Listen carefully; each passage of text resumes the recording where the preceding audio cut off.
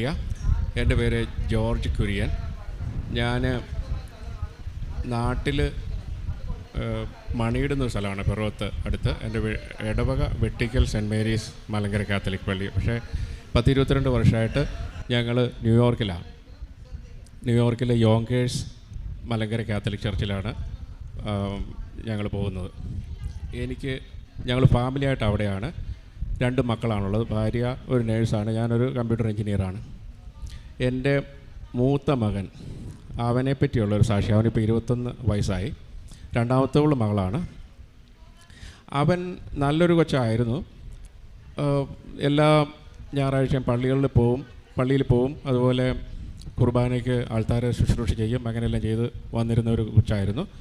പക്ഷേ അവനൊരു 2018 5 കൊല്ലം മുമ്പ് മെയ്യിൽ തന്നെ ഇതുപോലൊരു മെയ് മാസത്തിൽ അവൻ പെട്ടെന്ന് 11ാം ക്ലാസ്സിൽ പഠിക്കുകയാണ്. പെട്ടെന്ന് അവന് ചേഞ്ച് വരികയാണ്. കൂട്ടുകാരുടെ ഒപ്പം ഇങ്ങനെ പാർട്ടിക്ക് പോകണു, ലഹരി വസ്തുക്കൾ ഉപയോഗിക്കണു, പറഞ്ഞാൽ കേൾക്കില്ല, സ്കൂളിൽ പോകാൻ പറ്റണില്ല, ലേറ്റായിട്ട് വരുന്നു, വണ്ടി എടുത്ത് ചുമ്മാ ഇറങ്ങി നടക്കും. ഒത്തിരി പ്രശ്നങ്ങൾ. ഇപ്പം ഞങ്ങൾ ആദ്യം ശരിക്കും പരിഭ്രമിച്ചു പോയി, എന്ത് ചെയ്യുമെന്നറിയില്ല. കാരണം നമുക്കിങ്ങനെ ഒരു സിറ്റുവേഷൻ അല്ലെങ്കിൽ ഇങ്ങനെ ഫേസ് ചെയ്യണമെന്നൊരു ധാരണയില്ല. പല കൗൺസിലേഴ്സിനെയൊക്കെ കൊണ്ടുപോയി. പക്ഷേ അതുകൊണ്ടൊന്നും വലിയ കാര്യം ഉണ്ടായില്ല. ഇവൻ ആ പഴയ സ്വഭാവം തന്നെ തുടരുവാണ്.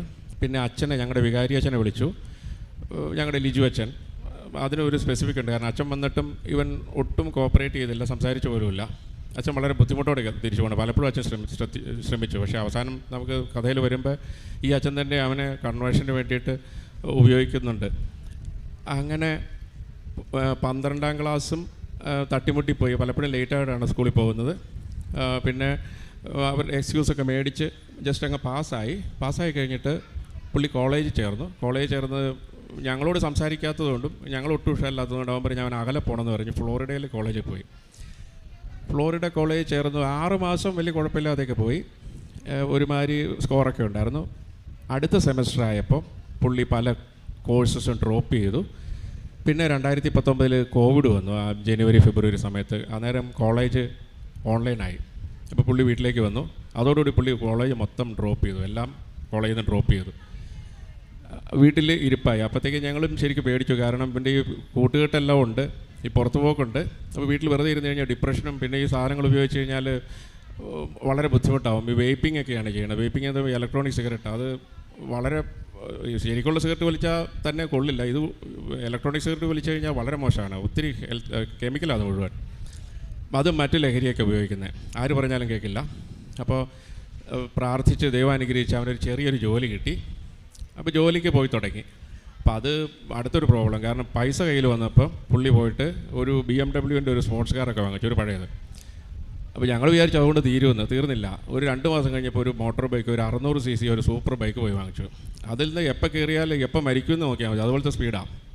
അപ്പോൾ ഞങ്ങൾ ശരിക്കും പ്രാർത്ഥിച്ചു. അപ്പോൾ മാതാവ് ഇടപെട്ടിട്ടാണെന്ന് എനിക്ക് തോന്നുന്നു. 1 മാസം കഴിഞ്ഞ് അല്ലെങ്കിൽ 2 മാസം കഴിഞ്ഞപ്പോഴത്തേക്ക് ഈ വണ്ടിയിൽ നിന്ന് അവനൊന്ന് ഉരുണ്ട് വീണു, ഈ ബൈക്കിൽ നിന്ന്.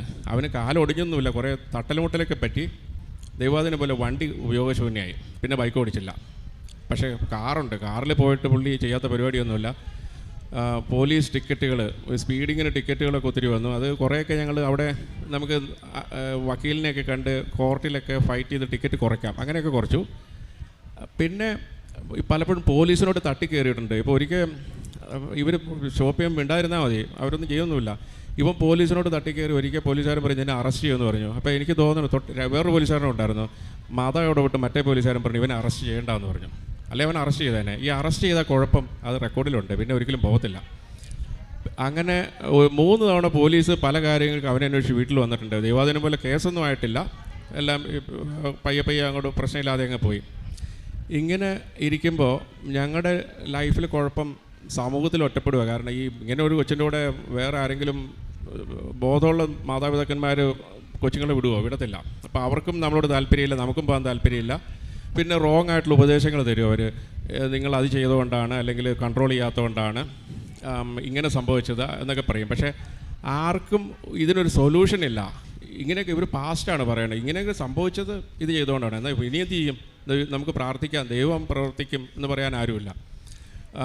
പിന്നെ പറഞ്ഞു, ചിലർ പറഞ്ഞു ജോൺ തന്നെ പ്രാർത്ഥിക്കണം. അപ്പോൾ ജോൺ എന്നാണ് പേര്. ജോൺ തന്നെ പ്രാർത്ഥിക്കണം, നമ്മൾ പ്രാർത്ഥിച്ചിട്ട് കാര്യമില്ല. അപ്പോൾ ഞാൻ ഈ സെയിൻറ്റ് അഗസ്റ്റിൻ്റെ കഥയൊക്കെ ഓർക്കും. സെയിൻറ്റ് അഗസ്റ്റിൻ എന്നാ പ്രാർത്ഥിച്ചിട്ടാണ്, മോനിക്കാമ്മ പ്രാർത്ഥിച്ചിട്ടില്ല സെയിൻറ്റ് അഗസ്റ്റിൻ കൺവേർട്ടായത്. അപ്പോൾ നമുക്ക് അങ്ങനെ ഒരു പ്രത്യാശയൊക്കെ ഉണ്ട്. അപ്പം ഞങ്ങൾ കുറേയൊക്കെ സോഷ്യൽ ആക്ടിവിറ്റിയൊക്കെ കുറച്ചു. അങ്ങനെ പോവുകയാണ്. അത് 4 വർഷത്തോളം തുടർന്നു. പിന്നെ വരണത് 2022 ജൂലൈ, അതുകൊണ്ടാണ് പിന്നെ ഒരു ചേഞ്ച് വരണേ. 2022 ജൂലൈയിൽ ഇപ്പം അങ്ങനെ ഇരിക്കുമ്പോൾ എൻ്റെ അമ്മയ്ക്ക് സുഖമില്ലാതിരിക്കുമായിരുന്നു. അപ്പം അമ്മ ഇപ്പം മരിച്ചുപോയി, 99 വയസ്സുണ്ട്. അപ്പോൾ അന്നേരം ഈ ഇടയ്ക്ക് അമ്മേനെ കാണാനായിട്ടൊരു 6 ഒരാഴ്ചത്തേക്കൊക്കെ ഞാൻ 6 മാസത്തിലൊരിക്കൽ വരും. അത് ഒരാഴ്ച ആവണത് ഇവനെ കൺട്രോൾ ചെയ്യാൻ വൈഫിന് പറ്റത്തില്ല. അപ്പം അതുകൊണ്ടാണ് ഒരാഴ്ച ആവണത്. വീട്ടിൽ പറയാനൊരു ലീവില്ലാന്ന് പറയും. പക്ഷേ കാര്യം അതൊന്നുമല്ല, ലീവൊന്നും ഇല്ലാത്തതല്ല, ഇതുള്ളതുകൊണ്ട് കുറച്ചേ നിൽക്കുകയുള്ളൂ, 4-5 ദിവസം നിന്നിട്ട് പോകും. അപ്പോൾ ഇങ്ങനെ വന്നപ്പോൾ എൻ്റെ ഒരു ആൻറ്റി അവിടെയുണ്ട്. ആൻറ്റി പറഞ്ഞു, മോനെ അച്ഛനെ കാണണം എന്ന് പറഞ്ഞു. അപ്പോൾ ഞാൻ ഏതച്ഛനാണെന്നൊന്നും ചോദിച്ചില്ല. ഞാൻ കണ്ടേക്ക് ആൻറ്റി എന്ന് പറഞ്ഞു. ഞാനിവിടെ വന്നിട്ട് എനിക്ക് പരിചയമുള്ള ധോണി ധ്യാനകേന്ദ്രത്തിലൊരു മാർട്ടിൻ അച്ഛനുണ്ട്. അച്ഛനെ പോയി കണ്ടു. അച്ഛന് ഞാൻ ഈ മാസം തോറും ഗ്രിഗോറിയൻ മാസമൊക്കെ ചൊല്ലിക്കാറുണ്ട്. അച്ഛനൊക്കെ ഉണ്ട്. അച്ഛനൊരു കോൺഗ്രിഗേഷനിലുള്ളതാണ്. അപ്പോൾ അച്ഛനെയൊക്കെ കണ്ടിട്ട് തിരിച്ചു പോയി. അപ്പോഴും എനിക്ക് കൃപാസനത്തിലേക്ക് വരാൻ താല്പര്യമൊന്നുമില്ല. എന്നിട്ട് തിരിച്ചു വന്നപ്പോൾ ആൻറ്റി ചോദിച്ചു, മോനെ അച്ഛനെ കണ്ടോ? അച്ഛനെ കണ്ടു. അപ്പോൾ അച്ഛൻ ഉപ്പ് തന്നോ എന്ന് ചോദിച്ചു. ഉപ്പോ? അപ്പോഴേ ചോദിച്ചു, ആൻറ്റി ഏതച്ഛൻ്റെ കാര്യം പറയണേ? അപ്പോഴാണ് പറഞ്ഞ് കൃപാസനം മോനെ യൂട്യൂബിലൊക്കെ ഉണ്ടല്ലോ എന്ന് പറഞ്ഞു. അപ്പോൾ അന്ന് അങ്ങനെയാണ് അടുത്ത തവണ പോകാമെന്ന് പറഞ്ഞു. ഇതേപോലെ തന്നെ 2022 ഒക്ടോബറിൽ പിന്നെ 6 മാസം കഴിഞ്ഞപ്പോൾ ഞാൻ ഒന്നോടെ വന്നു അമ്മേനെ കാണാൻ.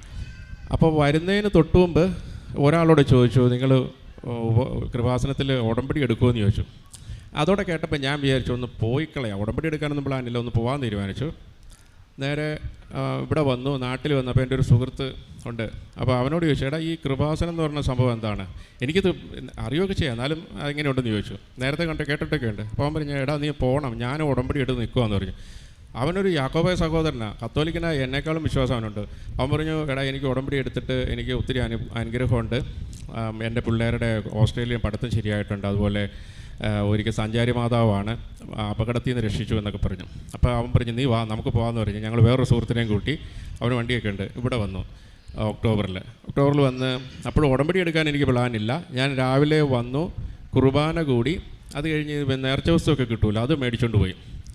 എന്നിട്ട് ഈ നേർച്ച വസ്തു ഈ ഒരു കാശുരൂപം ഇവൻ്റെ കിടക്കയുടെ കീഴെ ഭദ്രമായിട്ട് വെച്ചു. പിന്നെ ഉപ്പൊക്കെ ഉപയോഗിച്ചു, ഇടയ്ക്ക് ഇവന് ഭക്ഷണത്തിനൊക്കെ കൊടുത്തു, അങ്ങനെയുള്ളതൊക്കെ ചെയ്തു. അതിനുശേഷം അപ്പോൾ വ്യത്യാസമൊന്നുമില്ല, ഈ പഴയ സ്വഭാവം തന്നെ, ആർക്കും എടുക്കാൻ പറ്റില്ല, ഒരു ഹൊറിബിൾ ജോൺ. അതിനുശേഷം നവംബർ ആയപ്പോൾ ഞാൻ ഈ കൃപാസനത്തിൻ്റെ വെബ്സൈറ്റിലൊന്ന് കയറിയപ്പം ഈ ലൈറ്റ് എ കാൻഡിൽ പ്രെയർ കണ്ടു. അത് അപ്പോൾ ഒരു ഇവൻ്റെ നിയോഗം വെച്ച് പറഞ്ഞ് എഴുതി. അതിനുശേഷം പിന്നെ ഡിസംബർ 12 ആയപ്പോൾ ഞാൻ പിന്നെ കണ്ടുപിടിച്ചു, ഞാൻ തന്നെ കണ്ടുപിടിച്ചു, ഭാഗ്യവശാൽ അല്ല മാതാവിൻ്റെ അനുഗ്രഹത്താൽ കണ്ടുപിടിച്ചു, ഇത് ഓൺലൈൻ ഉടമ്പടി ഉണ്ടല്ലോ എന്ന് കണ്ടുപിടിച്ചു. അപ്പോൾ ഓൺലൈൻ ഉടമ്പടി എടുത്തു, ഇവൻ്റെ നിയോഗം തന്നെ വെച്ച് ഓൺലൈൻ ഉടമ്പടി എടുത്തു. ഡിസംബർ 12 2022 എടുത്തു കഴിഞ്ഞിട്ട് ഉടനെ തന്നെ എനിക്ക് തന്നെ ചേഞ്ച് വന്നു. ഇവനിലല്ല ചേഞ്ച് വന്നത്, എനിക്ക് തന്നെ കുറച്ചുകൂടെ വിശുദ്ധി കയറി വന്നു. നമുക്കതിനെ പെട്ടെന്ന് മനസ്സിലാവണം, മാതാവ് കൂടെ ഉള്ളതുപോലെ. അപ്പോൾ ഞാനിത് എൻ്റെ ഒരു ഫാമിലി ഫ്രണ്ടുണ്ട്, ഞങ്ങളുടെയൊക്കെ ഒരു ഷിക്കാഗോയിലുള്ള, അവർക്ക് ഇതുപോലെ തന്നെ ഒരു മാനുണ്ട്. അവൻ ഇതിനേക്കാളൊക്കെ ഭേദം, അവൻ ഹാർവാർഡിൽ പോകേണ്ട പയ്യനാണ്. പക്ഷേ ഈ സിഗരറ്റ് വലിയൊക്കെ കൊണ്ട് അവൻ ഹാർവാർഡിൽ പോയില്ല, പക്ഷേ സാധാരണ കോളേജിൽ അവൻ പഠിക്കുന്നുണ്ട്, അറ്റ്ലീസ്റ്റ് ഇവനേക്കാളും ഭേദം. അങ്ങനെ അവരോട് പറഞ്ഞു, ഇത് ഉടമ്പടി എടുത്തിട്ട് സംഭവം വർക്ക് ചെയ്യണ്ടെന്ന് തോന്നണമെന്ന് പറഞ്ഞു. അപ്പോൾ അവരോടത് പറഞ്ഞു. ഡിസംബർ 12 പറഞ്ഞു, 12 15 പറയണേ. അത് കഴിഞ്ഞ് അവർക്ക് ഇവിടെ ഒന്ന് വരേണ്ട കാര്യമുണ്ടായിരുന്നു, അവരെന്തോ കല്യാണത്തിന് നാട്ടിൽ വന്നു. അപ്പോൾ ഇവർ ജനുവരി 8 2021 ജനുവരി 8 അവരിവിടെ വന്ന് പ്രാർത്ഥിച്ചു. അപ്പോൾ അവർക്കിതിൽ വിശ്വാസം തന്നെയില്ല. അവർ പറഞ്ഞു, മാതാവ് ഇത് ശരിക്കുള്ള ഇതാണെങ്കിൽ ഈ ജോണിൻ്റെ ഒരു കൺവേർഷൻ തന്നൊരു സൈൻ തരാമോ എന്ന് ചോദിച്ചു. ഞാൻ അറിയണില്ല ഇത്, എന്നോട് ഇതെല്ലാം കഴിഞ്ഞാൽ പറയണേ. ജനുവരി 12 21 ജനുവരി 12 എനിക്കിവിടെ വരേണ്ട വന്നു. കാരണം എൻ്റെ അമ്മ മരിച്ചു, 99 വയസ്സായിരുന്നല്ലോ. അപ്പോൾ ഫ്യൂണറൽ വന്നതാണ്. 12 ഫ്യൂണറൽ കഴിഞ്ഞിരിക്കുമ്പോൾ നാട്ടിൽ നിന്ന് അമേരിക്കയിൽ നിന്ന് ഫോൺ വന്നു. ഭാര്യ വിളിച്ചിട്ട് പറഞ്ഞു, മകനിങ്ങനെ അവിടെ വലിയ പ്രശ്നത്തിലിരിക്കുകയാണ്, അവൻ കരയുകയും ബഹളമൊക്കെ ഉണ്ടാക്കുമായിരുന്നു, അവൻ വളരെ സിൻ ചെയ്തു, ഭയങ്കര തെറ്റുകാരനാണ്, ചീത്തയാണെന്ന് പറഞ്ഞു. അപ്പം ഭാര്യ പറഞ്ഞു, എടാ നമുക്ക് പള്ളിയിൽ പോകാമെന്ന് പറഞ്ഞു. അപ്പോൾ പള്ളിയിൽ പോകാമെന്ന് പറഞ്ഞു. ഞാനാണെങ്കിൽ അവിടെ ഇംഗ്ലീഷ് പള്ളി അന്വേഷിക്കും, കാരണം ഇവന് മലയാളികളും ഇന്ത്യക്കാരൊന്നും ഇഷ്ടമല്ല. അപ്പോൾ ഇംഗ്ലീഷുകാരാണെങ്കിൽ കുഴപ്പമില്ലോ എന്ന് വിചാരിക്കും. പക്ഷേ ഭാര്യ ചെയ്തത് ഈ പഴയ ലിജു അച്ഛൻ്റെ അടുത്ത് തന്നെ, ഇവൻ റിജക്റ്റ് ചെയ്ത ലിജു അച്ഛൻ്റെ അടുത്ത് തന്നെ കൊണ്ട് അച്ഛനെ വിളിച്ചപ്പോൾ അച്ഛൻ പറഞ്ഞു, നമുക്ക് കുർബാനയുണ്ട്, ഞാൻ ഇച്ചിരി ഡിലേ ചെയ്യിക്കാൻ വരാൻ പറഞ്ഞു. ഒരു ഇടവസായിരുന്നു. അച്ഛൻ്റെ അടുത്ത് ചെന്നു, അവൻ കുമ്പസാരിച്ചു. അവൻ ശരിക്ക് കരഞ്ഞ് കുമ്പസാരിച്ചു. ഇത് കണ്ട് അച്ഛൻ വരെ കരഞ്ഞു. അച്ഛൻ്റെ ബർത്ത്ഡേയും കൂടിയായിരുന്നു. അച്ഛൻ പറഞ്ഞു, എടാ ജോണ നീ തന്ന ബെസ്റ്റ് പ്രസൻ്റ് ആയിരുന്നു ഇതെന്ന് പറഞ്ഞു. അതിനുശേഷം പുള്ളി ഒരു വേർഷൻ 2 ആണ്, പഴയ ജോൺ അല്ല. എല്ലാ ദിവസവും മുട്ടയിൽ നിന്ന് കൊന്ത ചെല്ലും. ഞങ്ങൾ ഈ 54 ഡേ റോസറിയൊക്കെ ചെല്ലും, അല്ലെങ്കിൽ എന്തെങ്കിലും റോസറി എന്തായാലും ചെല്ലിയിരിക്കും. മാതാവിനോടുള്ള പ്രത്യേകത സ്നേഹം അവന് കൂടുതൽ തന്നെ. അതിനു മുമ്പ് റോസറി ഒന്നും ചെല്ലില്ല. റോസറി ഭയങ്കര കാര്യം. പള്ളിയിൽ പോവും, പഴയ ആൾത്താര ശുശ്രൂഷ തുടങ്ങി. ഈ ദുഃഖവെള്ളിയാഴ്ചയ്ക്ക് ഞങ്ങളുടെ മലങ്കര ശുശ്രൂഷ 6 മണിക്കൂറാണ്. ഈ 6 മണിക്കൂറും പുള്ളി ആൾത്താര ശുശ്രൂഷ ചെയ്യും. ഒരു കംപ്ലയിൻറ്റും ഇല്ല. പള്ളിയിൽ നേരത്തെ പോവും. പിന്നെ ഇളയ മോള് ഇച്ചിരി മടിച്ചാണ്, അപ്പോൾ അവൾക്ക് വിശ്വാസമില്ലെന്ന് ഇപ്പോൾ അവൻ ഞങ്ങളോട് കംപ്ലയിൻറ്റ് ചെയ്യണേ. അപ്പോൾ അത് അത്രയ്ക്ക് ചേഞ്ച്. ഇപ്പോൾ 5 മാസമായിട്ട് യാതൊരു കുഴപ്പമില്ല. ഏറ്റവും തമാശ, കഴിഞ്ഞ ആഴ്ച ഞാൻ നോക്കുമ്പോൾ അവൻ സൺഡേ സ്കൂൾ പഠിപ്പിക്കുക. കാരണം ടീച്ചർ വന്നില്ല. ഇപ്പോൾ സിസ്റ്റർ അവനെ പിടിച്ച് സൺഡേ സ്കൂൾ ഏൽപ്പിച്ചു. അവന് പഠിപ്പിച്ചിട്ട് അറിഞ്ഞിട്ടൊന്നുമല്ല, പക്ഷേ എന്നാലും ആ കൃപ കണ്ടിട്ട് കൊടുത്തതാണ്. അപ്പോൾ ഇത്രയും ഒരു ചേഞ്ച് വന്നു. അത് 5 വർഷമായിട്ട് ഞങ്ങൾക്ക് ചെയ്യാൻ പറ്റാത്തൊരു ചേഞ്ച് 1 മാസം കൊണ്ട് മാതാവ് വരുത്തി. അത് ഞാൻ ഈ ജൂലൈ തൊട്ട് എന്നെ മാതാവ് ശ്രമിക്കുന്നതാണ്. എൻ്റെ മടി കൊണ്ടും എൻ്റെ വിശ്വാസക്കുറവും കൊണ്ടാണ് ഡിലേ ആയത് എന്ന് ഞാൻ വിശ്വസിക്കുന്നു. വീണ്ടും ഇവൻ്റെ കൺവേർഷൻ കഴിഞ്ഞ് കഴിഞ്ഞപ്പോൾ ഞങ്ങളുടെ പള്ളിയിൽ തന്നെ ഒത്തിരി പേർക്ക് വളരെ അത്ഭുതം. അപ്പോൾ ഞാൻ എല്ലാവരോടും പറഞ്ഞു, ഇത് കൃപാസന മാതാവാണ്, എൻ്റെ യാതൊരു മെറിട്ടുമില്ല, ഞാൻ 5 വർഷം നോക്കിയിട്ട് എനിക്ക് ചെയ്യാൻ പറ്റാത്തതാണ് എന്ന് പറഞ്ഞു. അപ്പോൾ അതുപോലെ ഒരു 3 പേര് ഉടമ്പടി എടുത്തു. പിന്നെ എനിക്ക് പറ്റാവുന്ന രീതിയിലുള്ള പ്രേക്ഷിത പ്രവർത്തനം ഈ ഓൺലൈൻ ഉടമ്പടി ആയതുകൊണ്ട് എനിക്ക് പത്രമൊന്നുമില്ല, പക്ഷേ പറയാം. പിന്നെ അവരെ കൊണ്ട് ഉടമ്പടി എടുപ്പിക്കാം, അവരെ ഹെൽപ്പ് ചെയ്യാം, അതെല്ലാം ചെയ്യും. പിന്നെ മറ്റ് കാരുണ്യ പ്രവൃത്തികൾ എല്ലാം നമുക്ക് ചെയ്യാം. പിന്നെ മറ്റേ പ്രാർത്ഥനകൾ ചെല്ലാം, അതെല്ലാം ചെല്ലും. പിന്നെ അതുകൂടാതെ റീസെൻ്റ്ലി അവൻ ഇപ്പോൾ ഒരു കോഴ്സിന് ചേർന്നു. കാരണം പഠിത്തമെല്ലാം നിർത്തിയിട്ടേക്കാണ്. അവന് പൈലറ്റ് ആവാനുള്ള കോഴ്സിന് ചേർന്നു. അവന് പൈലറ്റ് ആവണമെന്ന് എനിക്ക് നിർബന്ധമില്ല. അവനൊരു അച്ഛനായി കണ്ടാലും മതി. ട്രഡീഷണൽ ലാറ്റിൻ മാസൊക്കെ ചെല്ലുന്ന ഒരു അച്ഛനാവും എനിക്ക് സന്തോഷം. പിന്നെ ദൈവത്തിൻ്റെ ഇഷ്ടം പോലെ. കാരണം അച്ഛനാവണമെന്ന് വിചാരിച്ചാൽ ജോൺ എന്ന് പേരിട്ട്, ജോൺ പോൾ II മാർപ്പാപ്പയുടെ പേരൊക്കെ ഇട്ടതാണ്. അപ്പം ഇത്രയും അനുഗ്രഹം ചെയ്തു തന്ന മാതാവിനും ഈശോയ്ക്കും 1000 നന്ദി. പേര് ബെൻസി സാജു. ഇടുക്കി ജില്ലയിലെ കുമളി എന്ന സ്ഥലത്തു നിന്നാണ് വരുന്നത്. ഞാനിവിടെ സാക്ഷ്യം പറയാനുണ്ടായ കാരണം 2021 ഒക്ടോബർ 13 മുതൽ ഇന്ന് വരെയുള്ള ദിവസങ്ങളിൽ, ഇന്ന് വരെ ഈ നിമിഷം വരെ പരിശുദ്ധ അമ്മയും ഈശോയും ഞങ്ങളെ കൈപിടിച്ച് നടത്തിയ കാര്യം ഇവിടെ സാക്ഷ്യപ്പെടുത്തുവാനാണ്. 2017 മുതൽ അതിഭയങ്കരമായ സാമ്പത്തിക പ്രശ്നങ്ങൾ കൊണ്ട് ഞങ്ങൾ ആകെപ്പാടെ വിഷമിച്ചിരിക്കുകയായിരുന്നു. 2020 ആയപ്പോഴത്തേക്കും ഞങ്ങൾക്കത് താങ്ങാൻ പറ്റാത്ത അവസ്ഥയിലേക്കായി. 82 സെൻറ്റ് സ്ഥലവും വീടും മാത്രമാണ് ഞങ്ങൾക്കുണ്ടായിരുന്നത്. അത് വിറ്റാൽ കിട്ടുന്നതിനേക്കാളും ഇരട്ടി ബാധ്യത ഞങ്ങൾക്കുണ്ടായിരുന്നു. അത് വിൽക്കാൻ പോലും പറ്റാത്ത സാഹചര്യത്തിൽ ഞങ്ങൾ വിഷമിച്ചിരിക്കുകയായിരുന്നു. ഞങ്ങൾ താമസിച്ചിരുന്ന സ്ഥലത്ത് നിന്ന് ഞങ്ങൾക്ക് മാറി എൻ്റെ മമ്മിയുടെ ആങ്ങളയുടെ വീട്ടിൽ വന്ന് താമസിക്കുന്ന സാഹചര്യങ്ങളുണ്ടായി. അപ്പോഴത്തേക്കും സഹോദരങ്ങളാലും മൊത്തത്തിൽ ഞങ്ങൾക്ക് പ്രശ്നങ്ങളായിരുന്നു. ഞങ്ങളെ സഹായിക്കാനായിട്ട് ആരും ഇല്ലാത്തൊരു സാഹചര്യമായിരുന്നു. ജീവിതം തന്നെ തീർത്തേക്കാം എന്നൊരവസ്ഥയിലേക്ക് ഞങ്ങൾ എത്തപ്പെട്ടിരുന്നു. എങ്കിലും എൻ്റെ മമ്മി നന്നായിട്ട് പ്രാർത്ഥിക്കുന്ന ഒരാളായിരുന്നു. ആ പ്രാർത്ഥന കൊണ്ട് എങ്ങനെയോ ഒക്ടോബർ മാസം വരെ ഞങ്ങൾ പിടിച്ചു നിന്നു. ഒക്ടോബർ മാസത്തിൽ എൻ്റെ മമ്മിയുടെ ആങ്ങളയുടെ ഭാര്യ എന്നോട് പറഞ്ഞു, നീ എന്താണേലും ആലപ്പുഴയിൽ പോയി കൃപാസനത്തിൽ ഒന്ന് പള്ളിയുണ്ട്, അവിടെ പോയി നീ ഒരു ഉടമ്പടി എടുത്ത് പ്രാർത്ഥിക്കുക, ഞാൻ പോയിട്ട് വന്നതാണ് അവിടെ എന്നും പറഞ്ഞ് എന്നോട് പറഞ്ഞു. ഞാനും എൻ്റെ നാത്തൂനും കൂടെ, ഞങ്ങൾക്ക് വഴിയൊന്നും അറിയില്ലായിരുന്നു. ഞങ്ങൾ അവിടുന്ന് കുമളിയിൽ നിന്ന് വെളുപ്പിനെ 4 മണിക്ക് അവിടുന്ന് പോന്നു. ഇവിടെ വന്നു ഉടമ്പടി എടുത്തു പ്രാർത്ഥിച്ചപ്പോൾ ഉടമ്പടി എന്താണെന്നോ അല്ലെങ്കിൽ ഇതെങ്ങനെ ചെയ്യണമെന്നോ ഒന്നും ഞങ്ങൾക്കറിയില്ലായിരുന്നു. ഞങ്ങൾ 2 പേരും കൂടി ഇവിടെ വന്ന് ഉടമ്പടി എടുത്തു, തിരിച്ച് കുമളിക്ക് പോയി. പിറ്റേ ദിവസം മുതൽ ഞങ്ങളുടെ ജീവിതത്തിൽ മാതാവ് പ്രവർത്തിച്ചു തുടങ്ങി. ആ നിമിഷം മുതൽ, ഉടമ്പടി എടുത്ത നിമിഷം മുതൽ പ്രവർത്തിച്ചു തുടങ്ങി. എന്തു പറഞ്ഞാലും അതിനപ്പോൾ തന്നെ മറുപടി പറയുകയും ആ പറയുന്നവരോട് അതിഭയങ്കരമായി ദേഷ്യപ്പെടുകയും, വീട്ടിലാണെങ്കിലും എന്താണ് പറയുന്നതെന്ന് പറഞ്ഞു കഴിഞ്ഞാൽ ഞാൻ ചിന്തിക്കാറുണ്ടായിരുന്നുള്ളൂ. ആ ഒരവസ്ഥയിലായിരുന്നു ഞാൻ. അന്ന് ഇവിടെ വന്ന് ഉടമ്പടി എടുത്ത ആ നിമിഷം മുതൽ ഇന്ന് വരെ ആ ദേഷ്യമോ അങ്ങനെ ഒരു വാക്കോ എന്നിൽ നിന്നുണ്ടായിട്ടില്ല. അവിടെ എന്നെ മാതാവ് അതിഭയങ്കരമായിട്ട് സംരക്ഷിച്ച് നിർത്തി. പിന്നെ അപ്പോൾ ഞാനിവിടെ വന്ന് ഉടമ്പടി എടുക്കുമ്പോൾ ആ സ്ഥലം വിറ്റിട്ടുണ്ടായിരുന്നു. ആ സ്ഥലത്ത് എഴുതി മാറാൻ ഒരു തരത്തിലും പറ്റില്ലായിരുന്നു. ഞങ്ങൾക്ക് സാമ്പത്തിക പ്രശ്നങ്ങളുള്ളതുകൊണ്ട് പലവിധ തടസ്സങ്ങളായിരുന്നു ആ സ്ഥലം എഴുതി മാറാൻ. അത് സെപ്റ്റംബർ മാസം വിറ്റ സ്ഥലം ഡിസംബർ ആയിട്ടും എഴുതി മാറാൻ സാധിച്ചിട്ടേ ഇല്ലായിരുന്നു. ഡിസംബറിൽ ലാസ്റ്റ് സ്ഥലം വാങ്ങിച്ചവർ ഞങ്ങൾക്കെതിരെ കൊണ്ട് കേസ് കൊടുത്തു. ഞങ്ങളവരെ ചീറ്റ് ചെയ്തു, സ്ഥലം എഴുതി കൊടുക്കാൻ പറ്റുന്നില്ല, 82 സെൻറ്റ് സ്ഥലമുണ്ടെന്ന് പറഞ്ഞ് വിറ്റിട്ട് അതിലും കുറവാണ് എന്നൊക്കെ പറഞ്ഞ് അവർ കൊണ്ട് കേസ് കൊടുത്തു. അപ്പം കേസ് ഞങ്ങളെ സ്റ്റേഷനിൽ വിളിപ്പിച്ചപ്പോൾ ഞാൻ മാതാവിൻ്റെ ഉടമ്പടി കാശുരൂപവും എൻ്റെ കയ്യിൽ പിടിച്ചുകൊണ്ടാണ് ഞാൻ സ്റ്റേഷനിൽ പോകുന്നത്.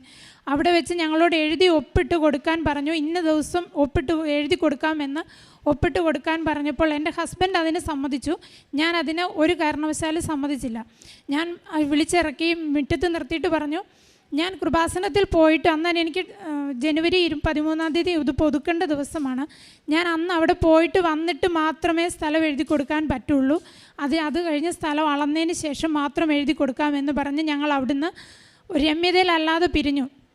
അവരുടെ വീട്ടുകാരുമായിട്ട് വീണ്ടും ഞങ്ങൾ സംസാരിച്ചു. ഞങ്ങൾ 15-ാം തീയതിക്കുള്ളിൽ സ്ഥലം എഴുതി തന്നേക്കാമെന്ന് പറഞ്ഞു. 12-ാം തീയതി ഇവിടെ വന്ന് ഞാൻ ഉടമ്പടി പുതുക്കി. 13-ാം തീയതി സ്ഥലം അളന്നു കൊടുക്കാമെന്ന് പറഞ്ഞു. 12-ാം തീയതി വൈകിട്ട് ഇവിടുന്ന് അവിടെ ചെന്ന് കഴിഞ്ഞ് ഇവിടെ ഇത്രയും ദൂരെ യാത്ര ചെയ്ത് വളരെ ക്ഷീണാവസ്ഥയിലായിരുന്നു ഞാൻ. എങ്കിലും 5:30 എഴുന്നേറ്റ് പ്രത്യക്ഷീകരണ പ്രാർത്ഥന ഞങ്ങൾ എല്ലാവരും കൂടി ചൊല്ലിയിട്ട് വീണ്ടും ഞാൻ ബൈബിളും വായിച്ചിട്ട് വീണ്ടും കിടന്നു വീണ്ടും ഉറങ്ങി വന്നപ്പോഴത്തേക്കും മാതാവിൻ്റെ രൂപം 3 പ്രാവശ്യം എൻ്റെ തലയ്ക്ക് മേളിൽ വന്ന് എൻ്റെ തലയിൽ നന്നായി തട്ടി. 3-ാമത്തെ പ്രാവശ്യം തട്ടിയപ്പോഴത്തേക്കും എൻ്റെ മമ്മി എന്നെ ഫോൺ വിളിച്ചു. ഒന്ന് വിളിച്ചു, ഞാൻ എടുത്തില്ല. 2ാമത് വിളിച്ചു. അപ്പോൾ ഈ സാമ്പത്തിക പ്രശ്നങ്ങളൊക്കെ ഉള്ളതുകൊണ്ട് എല്ലാവർക്കും ഞാൻ ഫോൺ എടുക്കാതിരിക്കുമ്പോഴത്തേക്കും പേടിയാണ്. 2ാമത് വിളിച്ചപ്പം ഞാൻ ഫോൺ എടുത്തു. ഞാൻ മമ്മിയോട് പറഞ്ഞു, മമ്മി ഞാൻ മാതാവിനെ സ്വപ്നം കണ്ടുകൊണ്ട് കിടക്കുകയാണ്, മമ്മി എന്തിനാണ് എന്നെ ഫോൺ വിളിച്ചതെന്ന് ചോദിച്ചു. വർത്താനമൊക്കെ പറഞ്ഞു ഫോൺ വെച്ചു. എൻ്റെ ഹസ്ബൻഡും 2ാമത്തെ കൊച്ചും കൂടെ സ്ഥലം അളക്കുന്നിടത്തേക്ക് പോയി. ഞാൻ ഒരു മുറിയിൽ കയറി ബൈബിൾ വായിച്ചുകൊണ്ടേയിരുന്നു. എൻ്റെ മൂത്ത കുട്ടിക്ക് 12 വയസ്സാണ് പ്രായം. അവൾ പ്രത്യക്ഷീകരണ പ്രാർത്ഥന 21 തവണ വേറൊരു മുറിയിൽ കയറി കതകടച്ചിരുന്ന് ചൊല്ലിക്കൊണ്ടിരുന്നു. അതിനിടയ്ക്ക് ഞാനൊന്ന് ഫോൺ വിളിച്ചപ്പോൾ പറഞ്ഞു സ്ഥലം അളന്നുകൊണ്ടിരിക്കുകയാണ്. ഫോൺ വെച്ചു. ഞാൻ പ്രാർത്ഥിക്കുമ്പോഴെല്ലാം ഞാൻ കാണുന്നുണ്ട് കൃപാസന മാതാവ് സ്ഥലം അളക്കുന്ന ചങ്ങലയിൽ അമ്മ ഇങ്ങനെ പിടിച്ചിരിക്കുന്നതായിട്ട് ഞാൻ കാണുന്നുണ്ട്. സ്ഥലം അളക്കേണ്ട സമയം കഴിഞ്ഞു. ഫോൺ വിളിച്ചിട്ട് എടുക്കുന്നില്ല. തിരിച്ച് ഞാൻ ആ മുറിയിൽ തന്നെ ഇരുന്ന് ബൈബിൾ വായിച്ചുകൊണ്ടിരുന്നു. കുറേ കഴിഞ്ഞപ്പോൾ വീട്ടിൽ വന്നപ്പോൾ എന്നോട് പറഞ്ഞു, 82 സെൻറ്റ് സ്ഥലം എന്നുള്ളത് മാത്രമേ ഞങ്ങൾ ആഗ്രഹിച്ചുള്ളായിരുന്നു, അതിൽ നിന്ന് കുറഞ്ഞു പോകരുതെന്ന്. വീണ്ടും അതിന് പ്രശ്നങ്ങളുണ്ടാവുമല്ലോ, അതിൽ നിന്ന് കുറഞ്ഞു പോകരുതെന്ന് ആഗ്രഹിച്ചു. 82 സെൻറ്റ് സ്ഥലം എന്നുള്ളത് അളന്ന് വന്നപ്പോൾ 96 സെൻറ്റ് സ്ഥലമായിട്ട് ഞങ്ങൾക്കത് കിട്ടുവാനിടയായി. ആ സ്ഥലം എഴുതി മാറാൻ വളരെ പ്രയാസങ്ങളായിരുന്നു. ജനുവരി 15-ാം തീയതി രാവിലെ ഒത്തിരി പ്രശ്നങ്ങളുടെ മധ്യത്തിൽ ഒരുപാട് പേര് പ്രശ്നമുണ്ടാക്കും, നിങ്ങൾക്ക് സ്ഥലം എഴുതി മാറാൻ പറ്റില്ല എന്ന് പറഞ്ഞപ്പോൾ ഞാൻ എൻ്റെ ഹസ്ബൻഡ് കയ്യിൽ കാശുരൂപം എടുത്ത് കൊടുത്തിട്ട് ഹസ്ബൻഡിനെയും എൻ്റെ ആങ്ങളെയും ചേട്ടനും മാത്രം പോയി അത്രയും പ്രശ്നങ്ങളുടെ മധ്യത്തിൽ ഒരു തടസ്സവുമില്ലാതെ ആ സ്ഥലം എഴുതി മാറാനായിട്ട് ഞങ്ങൾക്ക് സാധിച്ചു. പിന്നെ 13 വർഷമായി ഞങ്ങളുടെ കല്യാണം കഴിഞ്ഞിട്ട്. അതിനു മുൻപ് മുതലേ മദ്യപിക്കുന്ന ഒരു സ്വഭാവം ഉണ്ടായിരുന്നു. ഞാൻ പറയുമ്പോൾ പറയും, ഞാൻ മദ്യപിച്ചാൽ ഒരു പ്രശ്നക്കാരനല്ല, അതുകൊണ്ട് മദ്യപിക്കുന്നതിന് കുഴപ്പമില്ല എന്ന്. ഞങ്ങൾ തമ്മിൽ അതേക്കുറിച്ച് പറഞ്ഞ് മദ്യപിച്ചിട്ട് വരുമ്പോൾ എപ്പോഴും തന്നെ വഴക്കുണ്ടാക്കാറുണ്ടായിരുന്നു. പിള്ളേർ പറഞ്ഞാലും ഒന്നും അത് കേൾക്കാറില്ലായിരുന്നു. ധ്യാനം കൂടാൻ പോയിട്ടുണ്ട്, ഒത്തിരി സ്ഥലങ്ങളിൽ അങ്ങനെ പോയിട്ടുണ്ട്, എങ്കിലൊന്നും അത് നിർത്തണമെന്ന് തോന്നിയിട്ടില്ല. ഞാൻ ഉടമ്പടി എടുത്തപ്പോൾ ഇവിടെ അതൊരു നിയോഗമായിട്ട് വെച്ചിരുന്നു, എങ്കിലും ഞാനതിന് വലിയ പ്രാധാന്യമൊന്നും കൊടുത്തിട്ടില്ലായിരുന്നു ആ നിയോഗത്തിന്. ഡിസംബർ മാസം 7-ാം തീയതി അമ്മയുടെ പ്രത്യക്ഷീകരണ ദിവസത്തിൻ്റെ അന്ന് ഞങ്ങൾ 2 പേരും കൂടി ഇവിടെ വന്നു പ്രാർത്ഥിച്ചു. കുറേ ദിവസം പിന്നെ മദ്യപിക്കാതിരുന്നു. അപ്പോൾ ഞാൻ സന്തോഷിച്ചു, മദ്യപാനം നിർത്തിയല്ലോ എന്നോർത്ത്. വീണ്ടും പെട്ടെന്നൊരു ദിവസം മദ്യപിച്ചിട്ട് വന്നു. അന്ന് ഞാൻ ഒത്തിരി സങ്കടപ്പെട്ട് അമ്മയോട് ചോദിച്ചു, അമ്മ ഇതിനാണോ ഞാൻ ആ മകനെ കൂട്ടിക്കൊണ്ട് അവിടെ വന്നതെന്നൊക്കെ ചോദിച്ചു. പക്ഷെങ്കിൽ ഡിസംബർ 26-ാം തീയതി ഉച്ച കഴിഞ്ഞ് വന്ന് വീട്ടിൽ മദ്യപിച്ചിട്ടാണ് വരുന്നത്. അന്ന് കൊച്ചിനോട് പറഞ്ഞു, ഇനിയും ഞാൻ ഒരിക്കലും മദ്യപിക്കില്ല എന്ന്. അപ്പോൾ എൻ്റെ കൊച്ചു പറഞ്ഞു, പപ്പ എപ്പോഴും ഇത് പറഞ്ഞ് ഞങ്ങൾ കേൾക്കുന്നതാണ്, അതുകൊണ്ട് ഞങ്ങളത് വിശ്വസിക്കത്തില്ലെന്ന് പറഞ്ഞു. പക്ഷേ ആ നിമിഷം അന്നു മുതൽ ഇത്രയും ദിവസമായിട്ട് പിന്നെ ഒരിക്കലും മദ്യം കഴിച്ചിട്ടില്ല. പിന്നെ എൻ്റെ 2ാമത്തെ കൊച്ചിന് അലർജി ഉണ്ടായിരുന്നു. 2 പേർക്കും ഉണ്ടായിരുന്നു, ഹസ്ബൻഡിനും ഉണ്ടായിരുന്നു, കൊച്ചിനും ഉണ്ടായിരുന്നു. അവർക്ക് എപ്പോഴും തുമ്മലും മൂക്കടപ്പും ഭയങ്കര ജലദോഷം കൊണ്ട് അങ്ങ് വളരെ വേറെ ബുദ്ധിമുട്ടിയിരുന്നു. അതും ഇവിടെ ഞാൻ ഉടമ്പടിയിൽ നിയോഗം വെച്ചു. അതും 2 പേർക്കും ഇത്രയും നാളായിട്ട് പിന്നെ ഉണ്ടായിട്ടില്ല. 2ാമത്തെ കൊച്ചിന് ദേഹം മുഴുവൻ ഇങ്ങനെ പൊള്ളിയ പാടുപോലെ വരും. അപ്പം മെയ് മാസത്തിൽ അത് ഭയങ്കരമായിട്ട് കൂടി. പെട്ടെന്ന് ഒരു ദിവസം അത് ഭയങ്കരമായിട്ട് ദേഹം മുഴുവനുമായി. എൻ്റെ മമ്മി ഞങ്ങളെയൊക്കെ വന്ന് കണ്ടിട്ട് എന്നോട് പറഞ്ഞു, നീ ഇത് അപ്പോൾ ഈ മങ്കി ബോക്സ് എന്നൊക്കെ പറഞ്ഞ ആ അസുഖം ഇങ്ങനെ ടി വിയിലൊക്കെ കാണിക്കുന്ന സമയമാണ്, ഇതങ്ങനെ എന്തോ പ്രശ്നമുണ്ട്, നീ കൊച്ചിനെയും കൊണ്ട് കോട്ടയം മെഡിക്കൽ കോളേജിൽ പിള്ളേരുടെ ആശുപത്രിയിൽ കൊണ്ട് കാണിക്കണം, ഒട്ടും താമസിക്കരുത്, നാളെ രാവിലെ തന്നെ പോകണമെന്ന് എൻ്റെ ആങ്ങളെ പറഞ്ഞു. ഞാൻ പോകാമെന്നൊക്കെ പറഞ്ഞു. അവർ വീട്ടിൽ നിന്ന് പോയി കഴിഞ്ഞപ്പോൾ ഇവിടുന്ന് കൊണ്ടുപോയ വെഞ്ചരിച്ച ഉപ്പ് വെള്ളത്തിലിട്ട് തിളപ്പിച്ച് ആ വെള്ളം മാറിച്ച് ഞാൻ അവളോട് കുളിക്കാൻ പറഞ്ഞു. അവളത് കുളിച്ച് കയറി വന്ന് അന്നേരം ഞങ്ങൾ എല്ലാവരും കൂടി ഇരുന്ന് ജപമാല ചൊല്ലി പ്രാർത്ഥിച്ചു. വൈകിട്ട് ഉടമ്പടി പ്രാർത്ഥനയും ചൊല്ലിയതിന് ശേഷം എൻ്റെ അമ്മാച്ചൻ്റെ കൂടെയാണ് ഞങ്ങൾ താമസിക്കുന്നത്. അമ്മാച്ചൻ മുട്ടയിൽ നിന്നുകൊണ്ട് ഉടമ്പടി തൈലം എടുത്ത് അവളുടെ ദേഹത്ത് മൊത്തം തൂത്ത്, ഒരു തുള്ളി തൈലം എടുത്ത് അവളുടെ ദേഹത്ത് മൊത്തം തൂത്ത് ഞങ്ങൾ വിശ്വാസപ്രമാണം ചൊല്ലി വിശ്വാസത്തോടെ എല്ലാവരും കൂടി ഇരുന്ന് പ്രാർത്ഥിച്ചു. ആ രാത്രിയിൽ കിടന്നുറങ്ങി. പിറ്റേ ദിവസം രാവിലെ എഴുന്നേറ്റപ്പോൾ ദേഹം മുഴുവൻ പൊള്ളിയ പോലെ പൊങ്ങി നിന്നിരുന്ന ആ പാട് ഒരെണ്ണം പോലും ഇല്ലാതെ ദേഹത്തു നിന്നും മൊത്തം തൂത്ത് മായ്ച്ച് കളഞ്ഞതുപോലെ മുഴുവനും മാറി. പിന്നെ ഇന്ന് വരെ അങ്ങനെ ഒരു ചൊറിച്ചിലോ അസ്വസ്ഥതയോ അവൾക്കുണ്ടായിട്ടില്ല. അതുപോലെ തന്നെ ഞാനൊരു ജോലിക്ക് വേണ്ടി ആഗ്രഹിക്കുക, അതിനുവേണ്ട വിദ്യാഭ്യാസമൊന്നുമില്ല, എങ്കിലും ഞാൻ പഠിച്ചത് തയ്യലാണ്. എനിക്ക് ആ ഒരു മേഖലയിൽ എന്തെങ്കിലും ഒരു ജോലി വേണമെന്ന് ഞാൻ ഒരുപാട് ആഗ്രഹിച്ചു. അതിൻ്റെ മൂന്നാമത്തെ കുട്ടിക്ക് 4 വയസ്സ് പ്രായം മാത്രമേ ഉള്ളൂ. അവളെ ഇട്ടിട്ട് പോകുവാൻ എനിക്ക് ബുദ്ധിമുട്ടുണ്ട്. വീട്ടിൽ വേറെ ആരും നോക്കാനില്ല. 9:15 മുതൽ 3:30 വരെയുള്ള സമയങ്ങളിൽ മാത്രമേ എനിക്കതിന് പോകാൻ സാധിക്കുമായുള്ളായിരുന്നു. ആ സമയത്ത് ആരും ജോലി തരില്ലല്ലോ മാതാവേ എന്ന് ഞാനിവിടെ വന്ന് എല്ലാ ദിവസവും ഇവിടെ എല്ലാ മാസവും ഞാൻ വരും. ഞാൻ അങ്ങനെ പ്രാർത്ഥിച്ചിട്ടാണ് പോയിക്കൊണ്ടിരുന്നത്. പക്ഷെങ്കിൽ അവളെ സ്കൂളിൽ വിടുന്നത് ജൂൺ 4-ാം തീയതി ആയിരുന്നു. ജൂൺ 3-ാം തീയതി വൈകിട്ട് അണക്കരയിലുള്ള ഒരു കടയിൽ, അത് തയ്യൽക്കട തന്നെയാണ്, അവിടെ 9:30 മുതൽ 3:30 വരെയുള്ള സമയത്ത് എനിക്ക് അവിടെ പോയി തയ്ച്ചിട്ട് 3:30 ആകുമ്പോഴത്തേക്കും തിരിച്ചു വരുവാൻ ഉള്ള ഒരു ജോലി തന്ന് മാതാവ് എന്നെ ഒത്തിരി അനുഗ്രഹിച്ചു. അതുപോലെ എൻ്റെ അമ്മാച്ചൻ്റെ കാലിന് അതിഭയങ്കരമായ വേദനയായിരുന്നു. വേദനയെന്ന് പറഞ്ഞാൽ 2 കാലിലും ബാൻഡേഡ് ചുറ്റിക്കൊണ്ട് മാത്രമേ നടക്കാൻ പാടുള്ളായിരുന്നു. കുർബാനയ്ക്കൊക്കെ പോകുമ്പോൾ മുട്ടുകുത്തി നിന്ന് എഴുന്നേക്കാനായിട്ട് വളരെ പ്രയാസപ്പെട്ടിരുന്നു. ജോലി ചെയ്യുന്ന സ്ഥലത്തും ടൈഗർ ബാമും ഗുളികയും കൊണ്ടുവെക്കും, ഓടിക്കുന്ന വണ്ടിക്കകത്തും അത് കൊണ്ടുവെക്കും, വീട്ടിലുമുണ്ട്.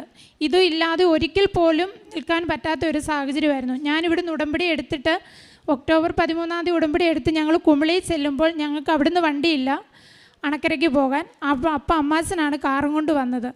ഞങ്ങളിത് പറഞ്ഞു. ഞാൻ വീട്ടിൽ ചെന്നിട്ട് ഭക്ഷണം കഴിച്ചുകൊണ്ടിരുന്നപ്പോൾ ഞാൻ പറഞ്ഞു, അച്ഛൻ ഇതൊരു ശകലം എടുത്ത് കാലയിലൊന്ന് തൂത്ത് നോക്ക്, ഇത് കുറയുമോ എന്നറിയാം, ഇങ്ങനെ ഒത്തിരി സാക്ഷിയൊക്കെ അവിടെ ഞാൻ കേട്ടായിരുന്നു എന്ന് പറഞ്ഞു കൊടുത്തു. അതെടുത്ത് മുട്ടയിൽ തൂത്തു, മസിൽ കയറുന്നിടത്തെല്ലാം ആ ഉടമ്പടി തൈലം തൂത്തു പ്രാർത്ഥിച്ചു. ഇന്ന് വരെയും അന്ന് ചുറ്റി വെച്ച് കാലയിൽ കെട്ടുന്ന ബാൻഡേഡ് പിന്നെ ഇന്ന് വരെയും അത് ഉപയോഗിക്കേണ്ടതായിട്ട് വന്നിട്ടില്ല. ഇത്രയും നാളായിട്ട് അങ്ങനെ ഒരു പ്രശ്നം ഉണ്ടായിട്ടില്ല. വണ്ടി ഓടിച്ചുകൊണ്ടിരിക്കുമ്പോഴൊക്കെ മസിൽ കയറിയിട്ട് പെട്ടെന്ന് വണ്ടി നിർത്തി ഇറങ്ങി കുറേ നേരം അവിടെ നിന്നിട്ടതിന് ശേഷം മാത്രമേ പിന്നെ തിരിച്ച് വണ്ടി ഓടിക്കാൻ പറ്റുള്ളായിരുന്നു. അതുപോലെ കാലിന് വേദനയായിരുന്നു. എനിക്കും ഉണ്ടായിരുന്നു ആ കാലിന് വേദന. വെരിക്കോസിൻ്റെ പ്രശ്നങ്ങളുണ്ടായിരുന്നു. മെഷീൻ ചവിട്ടി തയ്ക്കാനൊന്നും പറ്റാത്ത സാഹചര്യമായിരുന്നു. പക്ഷേ ഇവിടുത്തെ ഉടമ്പടി തൈലം തേച്ച് പ്രാർത്ഥിക്കാൻ തുടങ്ങിയതിൽ പിന്നെ ഇന്ന് വരെയും എനിക്ക് ആ കാലിന് വേദന ഉണ്ടായിട്ടില്ല. ഇത്രയേറെ എന്നെ അനുഗ്രഹിച്ച ഈശോയ്ക്കും തിരുക്കുമാരനും 1000 നന്ദി അർപ്പിച്ചു. പരിശുദ്ധ അമ്മയ്ക്ക് ഈശോയ്ക്ക് നന്ദി പറഞ്ഞ് പ്രാർത്ഥിക്കാം. മരിയൻ ഉടമ്പടിയിലൂടെ മാതാവും ഈശോയും ഇപ്രകാരമാണ് പ്രവർത്തിക്കുന്നത്. അതുപോലെ ഉടമ്പടി എടുത്തു കഴിയുമ്പോൾ അമ്മ ഈശോ എങ്ങനെയാണ് ഒരാളെ ഏറ്റെടുക്കുന്നത്, ആ ഏറ്റെടുത്താൽ എന്തൊക്കെ അത്ഭുതകരമായ ഇടപെടലുകളാണ് ഉണ്ടാകുന്നതെന്നുള്ള സാക്ഷ്യമാണ് നമ്മളിപ്പോൾ കേട്ടത്. പുറപ്പാട് 33:14 പറയുന്നത്, അക്ഷരാർത്ഥത്തിൽ അമ്മ കർത്താവ് പറഞ്ഞ ആ കാര്യം, ഞാൻ നിന്നോട് കൂടെ വരികയും നിന്നെ ആശ്വസിപ്പിക്കുകയും ചെയ്യും. കൂടെ വരുന്ന ആ ഒരു വലിയ ബോധ്യം അത് ഓരോ മേഖലകളിൽ അനുഭവിക്കാൻ സാധിച്ചു. ഏറ്റവും പ്രധാനമായിട്ട് കടബാധ്യതയുടെ നടുവിൽ ആത്മഹത്യ ചെയ്യണമെന്നുള്ളൊരു വലിയ പ്രതിസന്ധി നിറഞ്ഞ അവസ്ഥയിൽ ജീവിതം തന്നെ അവസാനിപ്പിക്കണം എന്നൊരു മനോഭാവത്തോടെ നിന്ന ആ ഒരു ധാരണയിൽ പരിശുദ്ധ അമ്മയ്ക്ക് ഈശോയ്ക്ക് സമർപ്പിച്ചുകൊണ്ട് ജീവിതം തുടങ്ങിയപ്പോൾ പിന്നീട് അത്ഭുതകരമായ ഇടപെടലുകളാണ്. 82 സ്ഥലം വിറ്റിട്ടും അത് എഴുതി കൊടുക്കാനായിട്ട് സാധിക്കാതെ വരുന്നു. അവിടെ പോലും പരിശുദ്ധമ്മ ഇടപെടുന്നു എന്നുള്ളതാണ്. 82 സെൻറ്റ് സ്ഥലമല്ല, അത് 96 സെൻറ്റ് സ്ഥലമായിട്ട് 94 സെൻറ്റ് സ്ഥലമാക്കി പരിശുദ്ധമേശ അത് പരിണമിപ്പിച്ചു എന്നുള്ളതാണ്.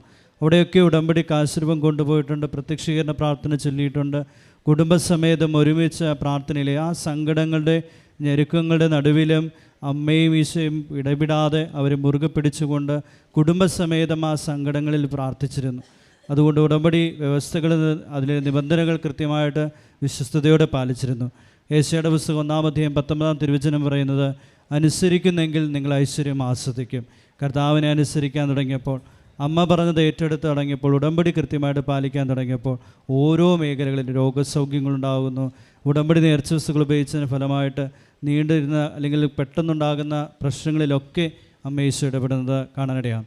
ഈ ഉടമ്പടിയിലൂടെ പരിശുദ്ധ ഈശോ ഇത്രമാത്രം കരുതലോടെ താങ്ങിയതിന്, സംരക്ഷണം നൽകുന്നതിന് അമ്മയ്ക്ക് ഈശോയ്ക്ക് കോടാനുകോടി നന്ദി പറഞ്ഞുകൊണ്ട് ത്രിത്വക ദൈവത്തെ മഹത്വപ്പെടുത്തി കരമടിച്ച് അവിടുത്തെ ആരാധിക്കാം.